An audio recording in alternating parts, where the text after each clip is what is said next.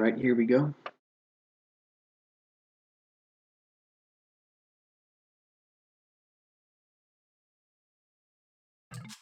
Alright, so let's check the map. Gold Rush. Alright, so that's an interesting pick for the BzK team. So in this game 2 matchup between BzK and NHN, BzK chose Gold Rush. So after being 1-up, they defeated NHN on their home map, Arabia. They decided to choose another map, which is sort of similar in that it's rather open usually. But, you know, there's a bigger objective on the map right in the middle of the field right here. Right in the middle of the map, we have this whole amount of big gold piles and, you know, even a bit of a wolf train right here. Which player 1 already did scout. He scouted out this wolf train. So perhaps there might be a little bit of some wolf dragging. Have some interesting gameplay here, perhaps. Alright, so let's check the Civs. Franks and Mayans for BzK. So we have Martin here with the Franks. He's going to be matched up against the Mongols player 1, Civs Imperi. And so I'm not sure about the Mongols pick on this map. There's not any extra hunt, really. There's not even a whole lot of stone, is there? Like, you do have your original stone. And I guess you have normal stones. But there's no stones in the middle, are there? Maybe there are. Maybe there's just some stones around the map. Yeah, there's actually some stones around the map, so Mongols isn't so bad of a pick, I guess.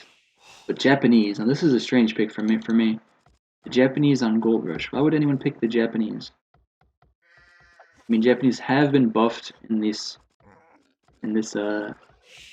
expansion. They do get bloodlines now. They do get gold shaft mining, as well as something else, I think. But again, Japanese isn't your normal pick, and just barely in time, Lord Crumb saved that villager from certain death. What strategies are these players gonna pick? I mean, maybe one strategy that you could do with Japanese is that you could fish, for example. I know there are quite a few ponds around the map on Gold Rush, but unluckily for him, there is no pond that he can choose. He can fish in. No pond whatsoever. He could go all the way up to the north here, dock this, but it's rather far away. I doubt he's gonna find that. I mean, that might not even be his idea. I don't know why you pick Japanese. Maybe you like halberdiers. Those don't cost gold, so essentially you could make mass halberdiers without even taking the middle at all. That's one potential strategy choice, but I think BzK is well prepared for that, given they have the Mayans. You know, the Mayans are very effective against halberdiers. They don't have anything that dies to the halberdier. They don't have any cavalry at all, right?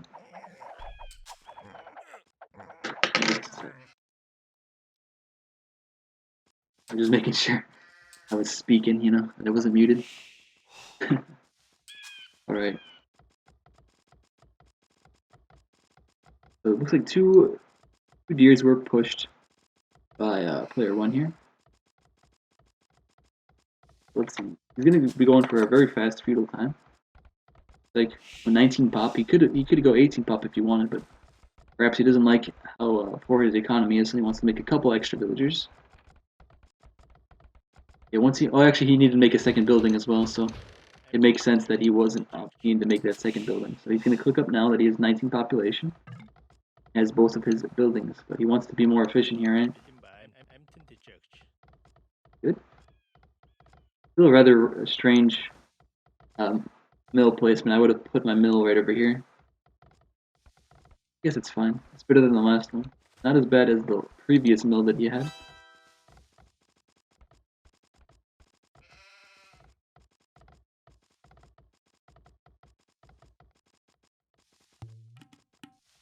Alright, so again, looks like player 1 here is faster to the imperial or to the feudal age than both of the other players by a lot. He's 90 minutes gonna be up. He's already halfway there, more than halfway there, and just now his opponent has clicked up with the Franks. But you know, Franks are a very good civ given they have extra HP on their scouts, right? So Franks are another original civ that has been buffed quite a lot, given their scouts have a lot more HP, as well as they have that forage bonus, so they collect from these forage bushes significantly faster. So I guess we can imagine that scouts are going to come up for both player 1. Oh, actually, no, there's no scouts coming up for player 1. He's on gold right now. He's going to forward again like last time? No, hey. He's going for scouts, but he's also on gold, so maybe he wants fast bloodlines. I don't think he has enough food to be able to do that. I don't think so. But I think that's what he's aiming for. He wants to do fast bloodlines. Yeah, I don't think that's work out. Looks like Lord Crom was able to get one bill kill here. I believe that might not be a bill kill. No. Yeah, that's not a bill kill. That's on this map. There are skeletons strewn about the map. So that's what we're seeing right here. These skeletons. Yeah, these are not all dead bodies of no players. None of them are. Alright, so a little bit of a later feudal time for Martin here. So he's going to be in a tough situation. He's going to lose his scout, perhaps. He's not careful, but he has his spearman coming in. And he's able to just delay this scout raiding a little bit. Alright, so it looks like a Drushfast castle for both OnLeKe and Lord Crom over here. And OnLeKe does have most of his walls up. Right, so let's see, what is Fury doing? He has 3 scouts. One of them is his original scout, so he made 2 scouts. Now he wants to do bloodlines, it looks like. He's still collecting gold. He already has enough gold to do it. He has 300 wood in the bank. He wants to be making more farms, right? So he can at least afford bloodlines. But again, poor farm placement once again.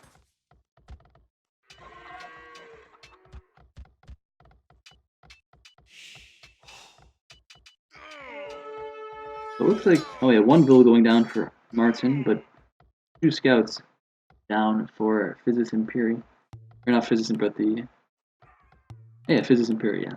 Right. And so what's he going to be doing now? He's not making like a mining camp. Doesn't have enough food to get bloodlines, and there'd be no reason to get bloodlines now, given he only has 2 scouts. I don't know.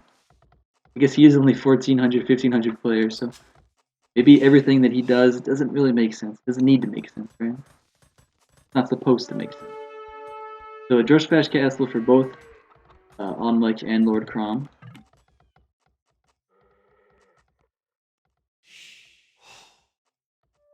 I'd have to give the edge to the Mayans player in that. Well, looks like he's going to go for plumed archers. I don't really like that. I think that cedes too much control to your opponent, especially given this gold mine is rather forward here. So you're not going to be able to defend your gold if there's crossbowmen sitting right over here. But again, full walls for both Lord Crom and the Drushfast Castle is actually a rather normal strategy for Gold Rush. Not too abnormal. Even it's actually not so uncommon that you have a closed map like this. Like this is a pretty closed map, I would say. Like there's quite a few gaps, but most of the gaps are very small. You can see it's this one rather large gap here, but even that's pretty wallable, as you can see. Alright, so player 1 unable to get full walls up, so he's going to lose 1 bill here. He does have some back walls, so he'll be okay. Again, I don't know. It's a very, very weird build order for player 1 here.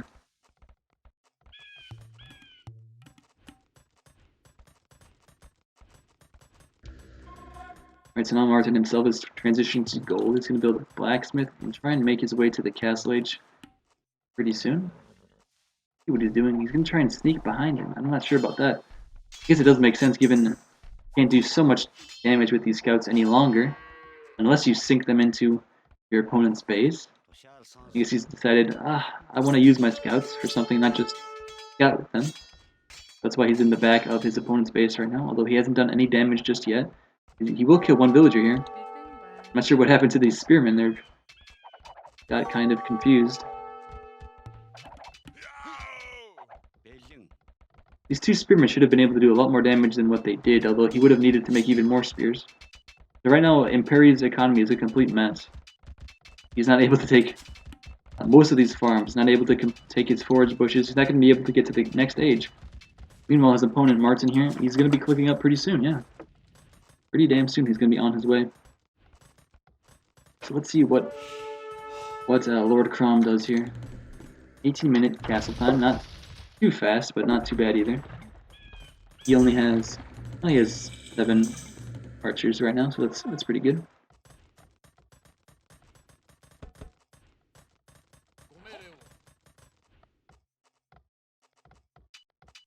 So the question is, who is he going to attack? Is he going to go straight for OnLeKe? Which it would make sense, but it's not going to be so effective if he does go this way.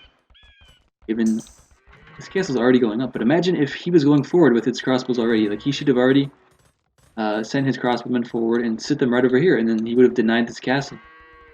But just because he's so defensive for almost no reason, I'd say, OnLeKe has a really easy time getting his castle up, which shouldn't happen. He should not have such an easy time getting his castle up. Not at all. I would have expected that he had to build maybe his castle a little bit back, like over here, something, but no, he is right against the wall. Right against his walls. Let's see how fast Lord Crom reacts. Oh, pretty fast. That's good. He didn't even take any damage, actually. That's very good.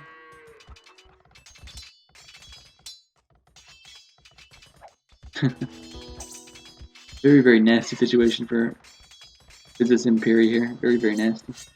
He's still stuck in the feudal age. He's slowly getting his way, gathering his resources, but his opponent is already going to be in the castle age when he clicks up.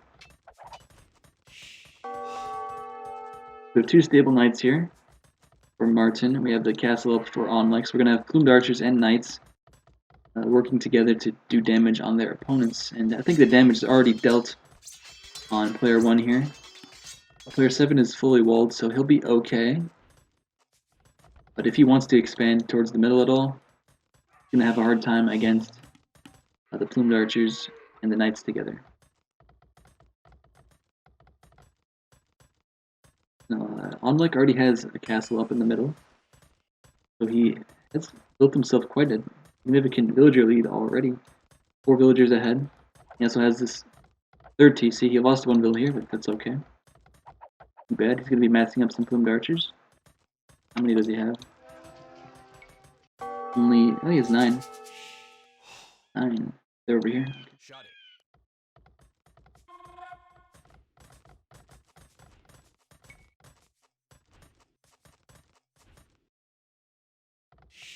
I would have liked it if Lord Crom was a lot more aggressive. He could have went to this gold mine over here of Martin, where he could have, denied the castle like I mentioned before, but again, he really wasting his time a lot with these crossbowmen and allowing his opponents to mass up this amount of plumed archers. Again, no damage was dealt with these 7 crossbowmen.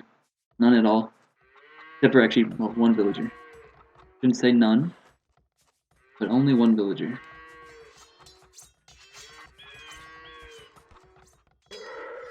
There's still about a minute left until Civs can get to the castle age. He has 2 archer ranges, which kind of indicates to me that he wants to go for cav archers as the Mongols, which it does make sense that you'd go for cav archers with Mongols, but not when your opponent is going, or not your opponent, but your ally is going for a crossbowman himself. So cav archers and crossbowmen together shouldn't really work. You want to have 1 melee unit and 1 range unit to work together and be able to combo a bit better. So having 2 range units doesn't really make a whole lot of sense. So 1 villager going down here for OnLeKe. But again, just 1 villa here and there isn't going to be so effective, because look at this. He's still 1 TC. This is Lord Crom. He's still 1 TC. I don't like that. 1 TC? And he's done very, very little damage here with his 1 TC. Meanwhile, his opponent has 3 TCs. He has a castle already. So again, this does not justify this 1 TC play with just, crossbowmen killing 2 villagers. That's not so significant, right? Like, you want to do a lot more than that. Meanwhile, Martin here, he's just able to, camp underneath these town centers of Civs. Here, he's gonna lose. He's lost quite a few villagers already. He has 6 kills, 16 deaths. He has 23 villagers behind his opponent. Let's check. These crossmen are going down right here. These crossbows do have more upgrades than the plumed archers, but again, they're not able to be so mobile. So again, these plumed archers get to dictate when they get to fight. They can fight whenever they want to fight, but the crossbowmen can't choose that. The crossbows do not have that luxury to choose when they can fight, because they don't have the same speed as the plumed archers.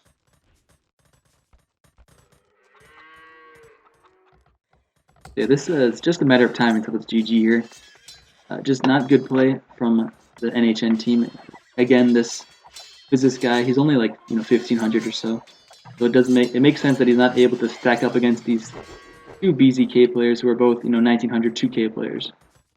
So again, they're calling GG with a 2-0 for BzK here. So well played to them. I like the map choice of Gold Rush. That's pretty cool. I also like the Civ choice that they chose, Franks and Mayans. Nice. I didn't really understand the Japanese here. Didn't really make a whole lot of sense to pick Japanese.